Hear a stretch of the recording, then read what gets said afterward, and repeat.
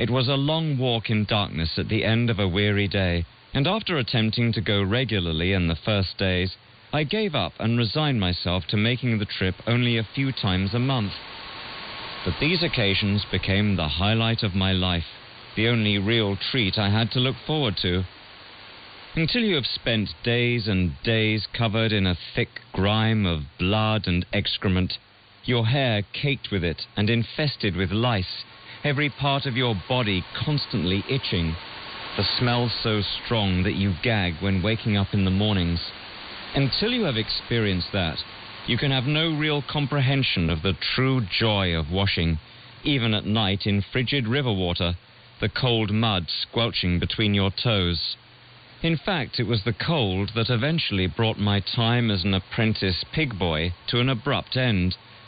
The last time I went down to the river was the 3rd week of the 11th month, when the hoarfrost was so heavy on the ground in the mornings that I was grateful to step down into the floor of the barn and plunge my bare feet into the steaming piles of newly deposited shit.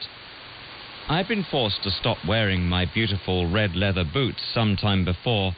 They simply couldn't stand up to the daily wear and tear, had begun to rot, so I washed and dried them, then stuffed them with straw and buried them under a pile of hay in the furthest corner of the loft.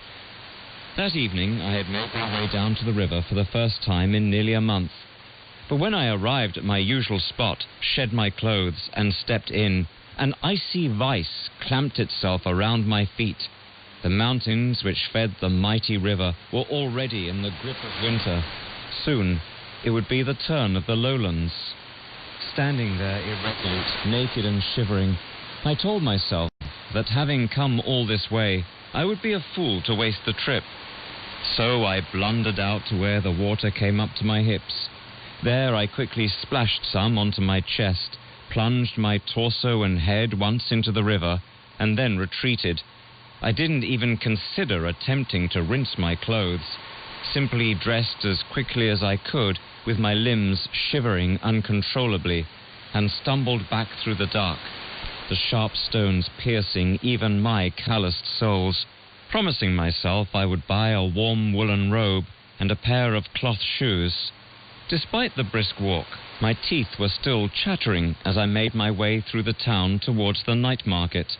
There, mingling with the crowds, the narrow streets brightly lit by huge lanterns proclaiming good luck for the Mid-Autumn Moon Festival, I suddenly felt an immense loneliness.